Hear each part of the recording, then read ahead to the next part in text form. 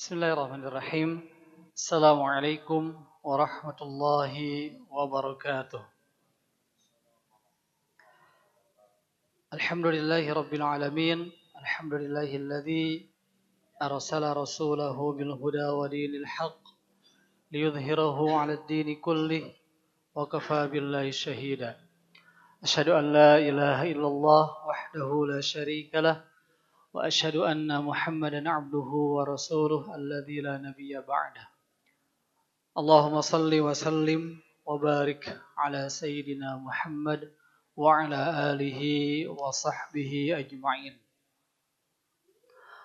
Allahumma taqabbal siyamana, taqabbal qiyamana, taqabbal tilawatana, taqabbal sadaqatina, taqabbal kulla a'malina fi syahri Ramadan. Amin ya Allah ya Rabbal Alamin. Bapak Ibu, alhamdulillah di hari yang berapa ini? Ke-9 ya.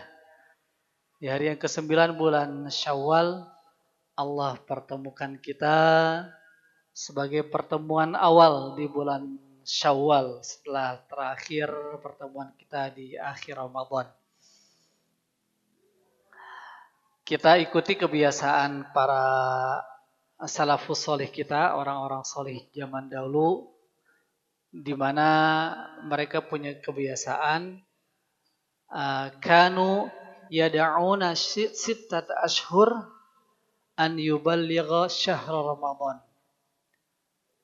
wa kanu yada'una sittata ashhur an yataqabbala minhum. Kebiasaan sebagian para pendahulu kita yang solih itu adalah 6 bulan sebelum masuk Ramadan mereka berdoa agar disampaikan masuk pada bulan Ramadan. Kemudian juga kebiasaan mereka setelah melewati Ramadan, 6 bulan setelah Ramadan mereka berdoa an yataqabbala minhum, agar Allah menerima amal-amal yang mereka lakukan di bulan Ramadan.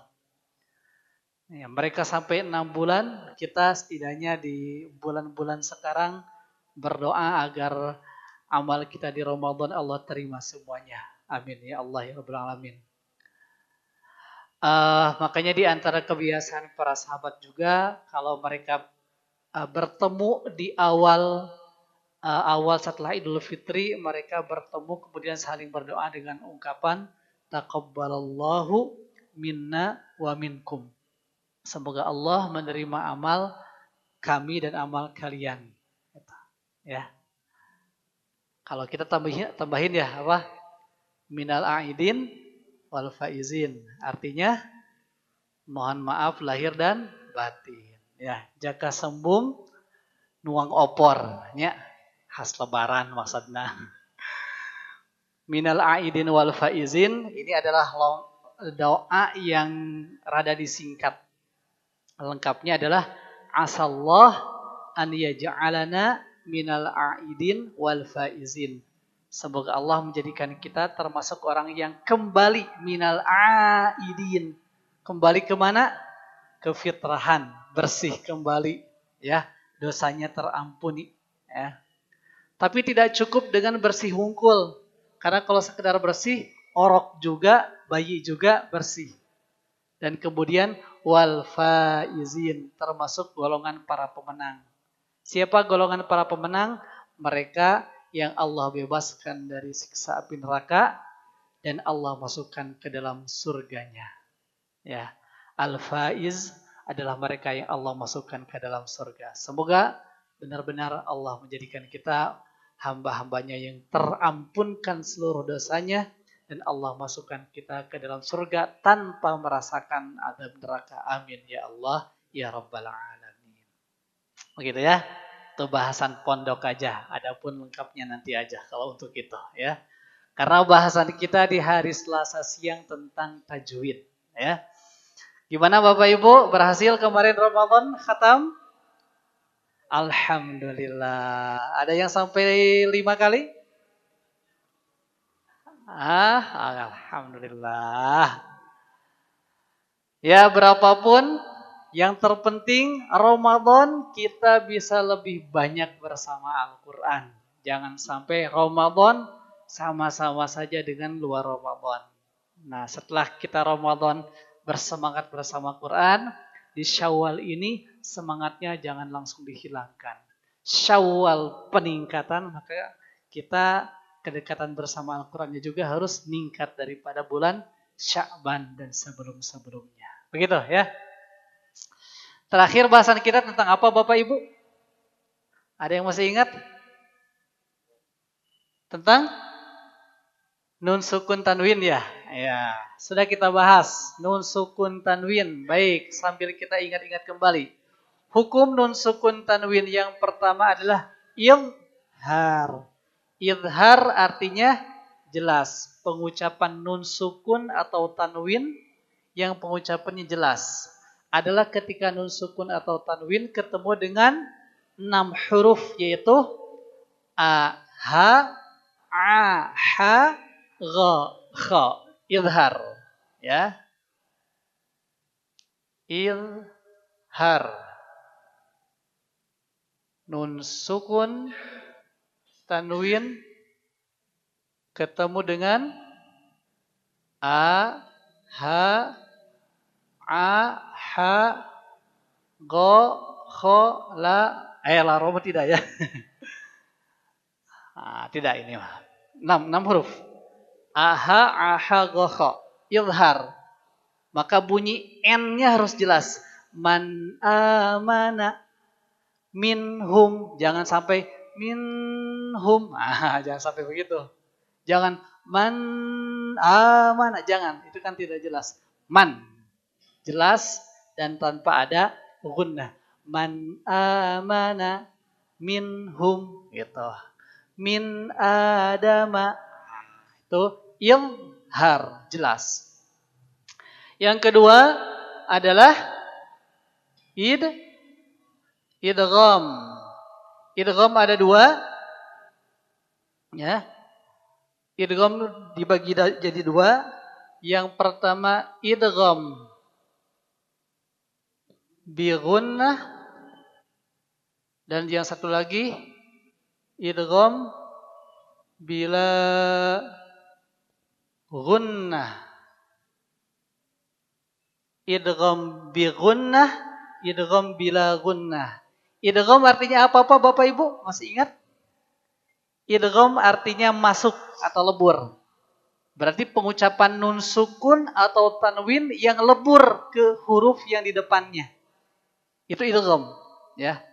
Ada yang bi gunnah, harus pakai gunnah, yaitu ketika bertemu nun sukun tanwinnya bertemu dengan huruf ya, nun, mim, waw. Ya, nun, mim, waw. Nun sukun ketemu ya. Contohnya di surah Al-Zalzalah ada kata faman ya'mal. Faman ya'mal. Awalnya nun sukun ketemu ya itu man. Tapi karena ketemu ya dia harus masuk, maka yang awalnya man ya'mal jadi mai. Faman jadi famai. Ya. Kemudian bi gunnah, tambahin gunnah. Maka famainya jangan sampai famai ya'mal miskola daratin khairoyaroh. Tapi famai gunnah masuk rongga hidung. Faman ya'mal mithqala dzarratin khairan yarah, bukan khairan yarah saja. Rasakan masuk ke dalam rongga hidung ketika meleburkannya. Itu namanya idgham bi gunnah. Yang kedua idgham bila gunnah adalah ketika nun sukun tanwin ketemu dengan lam dan ra. Min rabbihim. Min rabbihim. Nun sukun tu min ketemu ra. Leburkan ke dalam huruf ra. Awalnya min jadi mir. Cuman di sini bila gunnah, tidak pakai gunnah. Bi artinya dengan, la artinya tidak. bila dengan tidak pakai gunnah. Maka min rabbihim bacanya cukup dengan mir rabbihim. Jangan sampai ada gunnahnya. Mir. Jangan sampai begitu. Ya. Paham apa? Insya Allah. Ini mengulang ya. Yang ketiga adalah iqlab.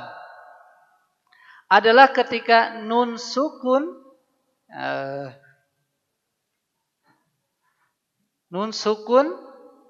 tanwin ketemu dengan huruf ba saja. Ya. Bagaimana caranya? Caranya yang awalnya huruf n, nun sukun, tanwin n, bunyi n, iklab. Iklab artinya dirubah. Ya. Seperti ya muqallibal qulub, wahai yang suka merubah-rubah hati. Nah, iklab dirubah. Rubahnya ke dalam apa? Awalnya bunyi n dirubah jadi bunyi m. Ya, dirubah jadi bunyi m. Contohnya ada kata ini min. Nah ini min ba'di.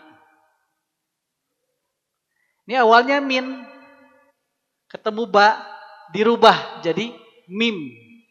Ya.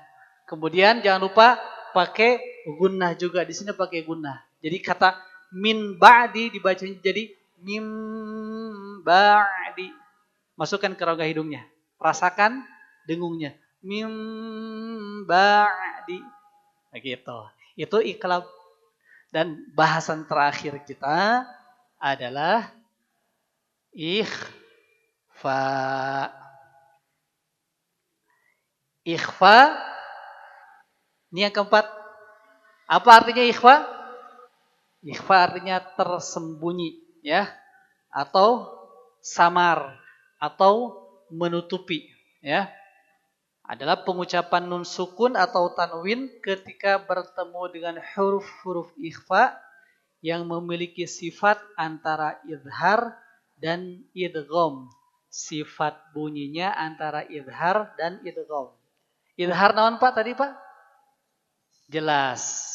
Idgham lebur. Nah, hurufnya ada berapa? Sisa. Sisa yang 661.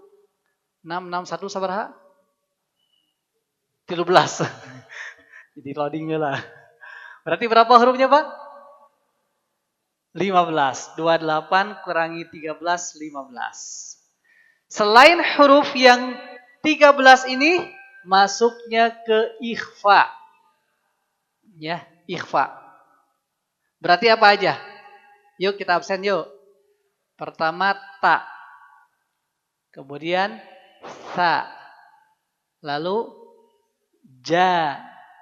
Kemudian ha mah henteu kan lebet itu. Ha mah teh. Naon deui? Kho henteu. Da. Da ya. Lalu apa lagi? Za. Kemudian za, bukan ja, kan ja udah apa ya? Sekarang za, yang zai, ya. Kemudian sin atau sa, boleh kita pakai harokat fathah sa. Apalagi sya, sya. Terus so, Pak Imam tong ngonyong, so, so, sambil senyum Pak, so, bo, lalu to, wo, henteu, masuk itu. Go, berarti enggak. Kemudian fa. 14 qaf, terakhir kaf. Pas ya 15 ya? Bisa Pak? Coba ya sebutkan lagi hurufnya. Hiji ta, sa, ja, da, za, za, sa, sya, so, bo, to, wo, fa, ko, Ka. Clear? Clear. Alhamdulillah. Masya Allah. Nah, ikhfa 15 huruf. Antara sifatnya antara idhar dan idgham. Idhar jelas. Berarti kalau contohnya ketemu tak kuntum. Kuntum. Kalau jelas kan kuntum. Itu jelas. Kalau idgham lebur. Berarti kalau contohnya kata kuntum diidghamkan bunyinya jadi apa? Kutum. Langsung lebur ketanya. Kutum. Nah ini mah antara idhar dan idgham. Jelas tidak, lebur tidak. Ya, seperti bapak ibu mau masuk tapi malu-malu. Jadi teu janten antara masuk dan tidaknya, ya. Sehingga bunyinya tuh bisa jadi sampai ada 15 bunyinya juga. Ikhfa itu bunyinya bisa jadi sampai ada 15 juga. Tergantung huruf yang di depannya. Ya. Maka Bapak Ibu di antara kita mungkin dulu ada yang pernah belajar ikhfa dibagi pada 3 bagian katanya. 3 kelompok ikhfa. Ada yang ikhfa akrab, ikhfa ab'ad, ada ikhfa ausat. Apa maksudnya? Ikhfa akrab, akrab artinya paling dekat. Maksudnya pengucapan nun sukunnya paling dekat bunyinya dengan bunyi N-nya. Akrab. Akrab, paling dekat. Ab'ad artinya paling jauh. Maksudnya pengucapan nun sukun tanwinnya paling jauh dari bunyi N. Paling jauh pokoknya. Tidak ada sambungannya sama sekali. Dan yang ketiga ikhfa ausat. Ausat artinya pertengahan. Ya tetebih teuing. Henteu caket teuing oge, ya. Baik. Ini sekarang kita bahas ikhfa yang akrab dulu, ya. Kan suka sama yang akrab-akrab ya. Ikhfa akrab. Hurufnya ada 3, yaitu ta. Biar enak dihafalnya jangan gini ya. Gini aja, walaupun gak boleh secara syariat. Ya. Nih, ditato. Hurufnya 3 ya. Ditato. Ditato. Dal, ta, to. Entong banyak. Ini biar enak ngafalnya. Ditato. Ini ikhfa akrab. Paling dekat ke suara N. Da. Contohnya, ada kata apa?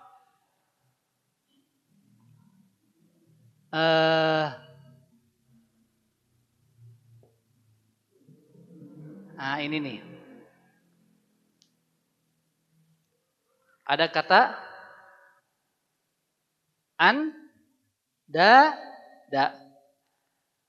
An, da. Bunyi nun sukunnya gimana? Bunyi ikhfanya? Kade bukan. Ikhfa adalah mengengkan semua huruf. Sehingga semua yang 15 huruf jadi eng semuanya. Minkum, ang, dada, ya, ing toliku. Tidak. Dia paling dekat bunyinya dengan N. Maka bunyi andadanya ya. Ini si lidah kita siap-siap mengucapkan huruf dal ketika menggunakan. Dal di mana? Dal adanya di ujung lidah ditempelkan ke pangkal 2 gigi seri. Gini. Andada, bukan ang, ya. Andada. Coba 2, 3. Ya, jangan ang lagi ya. Andada. Oke. Min dunillah.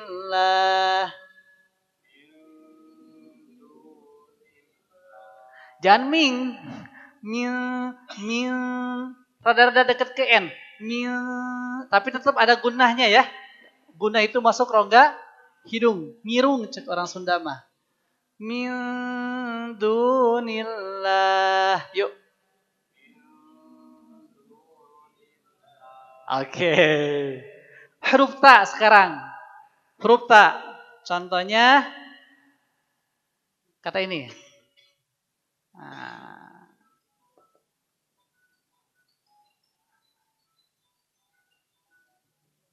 Nah ini.